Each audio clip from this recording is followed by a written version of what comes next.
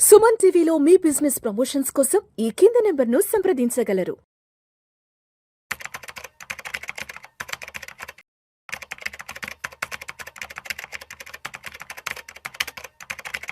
రవీంద్ర గారు నమస్తే సార్.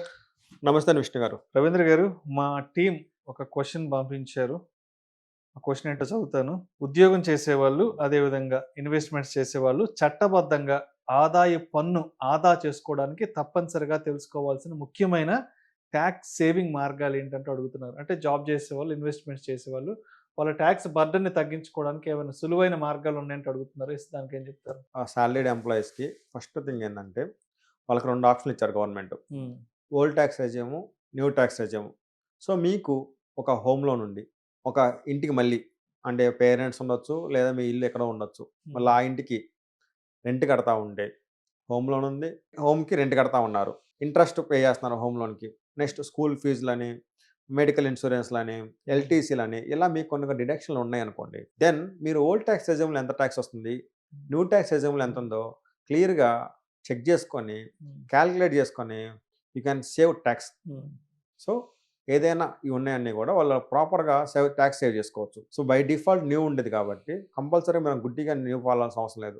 మనకు చాలామంది క్లయింట్లకు ఇన్వెస్ట్మెంట్స్ ఉంటాయి, హోమ్ లోన్ ఉండిద్ది, రెంట్లు కడతారు, మెడికల్ ఇన్సూరెన్స్ కడతారు, స్కూల్ ఫీజులు కడతారు, నెక్స్ట్ ఎలక్ట్రికల్ వెహికల్ తీసుకుని వాటి మీద లోన్లు తీసుకుంటారు, చిన్న చిన్న తిరుపతి లాంటి టెంపుల్స్కి డొనేషన్లు ఇస్తారు. వాటన్నిటికి కూడా వాళ్ళకి డిడక్షన్లు వస్తాయి. సో వాళ్ళు కంపల్సరీగా న్యూ ఫాలో అవ్వాల్సిన అవసరం లేదు. వాళ్ళు ఓల్డ్తో చెక్ చేసుకొని ఓల్డ్లో తక్కువ ట్యాక్స్ పడుతుందంటే హ్యాపీగా ఓల్డ్ ఫాలో అయితే వాళ్ళకి చాలా ట్యాక్స్ సేవ్ అవుతూ ఉంటుంది. ఫస్ట్ థింగ్ అది.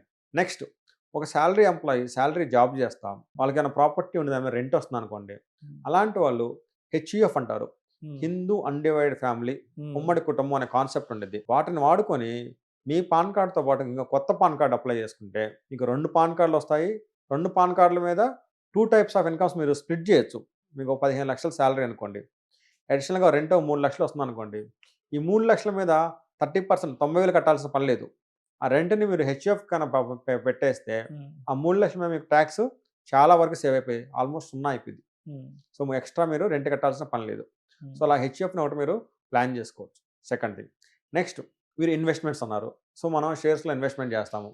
సో కంపల్సరీగా మనం షేర్ మార్కెట్లో ఇన్వెస్ట్ చేసేది లాభం వచ్చాక అమ్ముకుందామని.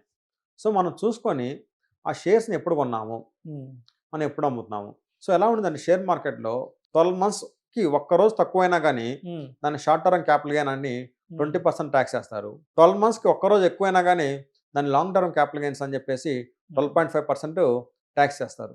సో కంపల్సరీ మన షేర్ మార్కెట్ ఇన్వెస్ట్మెంట్ చేస్తే నువ్వు 10 నెలలు, 11 నెలలు, 9 నెలలు హోల్డ్ చేసినప్పుడు నువ్వు కరెక్ట్గా చూసుకొని ఇంకో 1-2 మంత్స్ మీరు ఎక్స్ట్రా కన్నా హోల్డ్ చేయగలిగితే ఆ 1-2 మంత్స్ అయిపోయాక మీరు అమ్ముకుంటే ఆటోమేటిక్గా 20% ట్యాక్స్ కాస్త 12.5 పడిపోయింది. సో అండ్ మీకు అక్కడ 7.5% ట్యాక్స్ అయ్యింది. ఓకే. సో మన షేర్స్ మార్కెట్లో లాంగ్ టర్మ్లో అమ్ముతున్నామా, షార్ట్ టర్మ్లో అమ్ముతున్నామా అని చూసుకొని కరెక్ట్గా ప్లాన్ చేసుకోవాలి. ఒకటి old tax regime, second HEF, మూడోది లాంగ్ టర్మా short term. Next fourth one అసలుకే ట్యాక్స్ హార్వెస్టింగ్ అంటారు. ఇది ఎలాగ ఉండిద్దంటే ప్రతి ఒక్క ఇండివిజువల్ కూడా ఎవ్రీ ఇయర్ 1.25 lakhs దాకా ఎటువంటి ట్యాక్స్ కట్టాల్సిన అవసరం లేదు. బట్ మీకు ఏమి ప్రాఫిట్స్ రాలేదంటే ఆ లిమిట్ వెళ్ళిపోయింది. మీరు ఏదైనా కంపెనీలో షేర్స్ కొన్నారండి, ఎగ్జాంపుల్ ఇన్ఫోసిస్ అనే కంపెనీలో మీరు షేర్స్ కొన్నారు, ఎగ్జాంపుల్ ₹1,00,000 పెట్టారు. ఈ 2 ఇష్టాలకి మార్చి కల్లా 1,00,000 కాస్త 2,00,000 అయింది. మీరు అనుకోవటం మీ అజంప్షన్ ఏంటంటే ఈ షేర్ 2,00,000 కాదు 3,00,000 పోయిద్ది అనుకుంటున్నారు, ఇంకా పెరిగిద్ది, ఇక్కడ అమ్ముకోవటం మనకి లాస్ అనుకుంటున్నారు.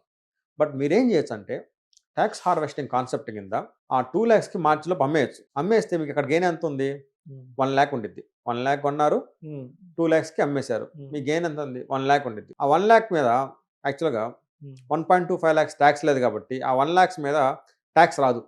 బట్ మీరు అగైన్ ఏం చేయొచ్చు అంటే ఆ 2 lakhs బట్టి మళ్ళీ అదే కంపెనీ షేర్స్ మీరు ఇమీడియట్ కొన్నారనుకోండి, నెక్స్ట్ ఇయర్కి ఏమైందంటే ఈ 2 lakhs అనేది మళ్ళీ పర్చేజ్ వాల్యూ అవుద్ది. మీరు 5 lakhs అమ్మారనుకోండి, ఓన్లీ 3 lakhs మీద ట్యాక్స్ కట్టాలి. బట్ మీకు వచ్చిన ప్రాఫిట్ ఏమైంది, 4 lakhs. 1 lakh కొని 5 lakhsకి అమ్మారు, కానీ మీరు కట్టిన ట్యాక్స్ 3 lakhs.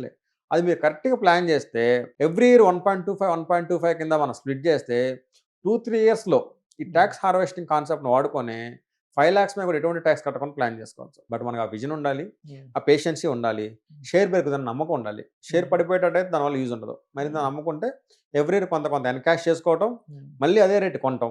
ఈ ఏదైతే ప్రాఫిట్ వస్తుందో ప్రాఫిట్ని మనం 1.25 దాకా ఎగ్జామ్షన్ ఉండదు కాబట్టి ఆ ఎగ్జామ్షన్ వాడుకొని ఎటువంటి ట్యాక్స్ కట్టాల్సిన అవసరం ఉండదు. ఇలా మీరు ఒకటి ప్లాన్ చేసుకోవచ్చు. సో శాలరీ వాళ్ళు రైట్ ట్యాక్స్ చూస్ చేసుకోవటం, అలవెన్స్ ఉన్నాయో చూస్ చేసుకోవటం, నెక్స్ట్ హెచ్ఎఫ్ ఏమైనా అవకాశం ఉంటే హెచ్ఎఫ్ ప్లాన్ చేసుకోవటం, next short term long term bifurcate చేసుకొని అది ప్లాన్ చేసుకోవటం, ఫోర్త్ అండ్ ఫైనల్గా ట్యాక్స్ హార్వెస్టింగ్ వాడుకొని ఎంత క్యాపిటల్ గెయిన్ వచ్చినా కానీ 3-4 ఇయర్స్లో స్ప్లిట్ చేసి ఎటువంటి ట్యాక్స్ కట్టకుండా కూడా ఎంప్లాయీ ఇన్వెస్ట్మెంట్లు ప్లాన్ చేసుకోవచ్చు. Thank you sir, thank you so much Ravindra గారు. థ్యాంక్ యూ అండి విష్ణు గారు. ఉద్యోగం చేసేవాళ్ళు అదేవిధంగా రకరకాల ఇన్వెస్ట్మెంట్స్ చేసేవాళ్ళు చట్టబద్ధంగా అంటే లీగల్గా ఎస్ వాళ్ళ ఇన్కమ్ ట్యాక్స్ బర్డన్ని తగ్గించుకోవడానికి ఎస్ వాళ్ళకున్న మంచి మార్గాలు ఏంటనే దాని గురించి చాలా చక్కగా తెలియజేశారు. థ్యాంక్ యూ సో మచ్ అండి. థ్యాంక్ యూ అండి.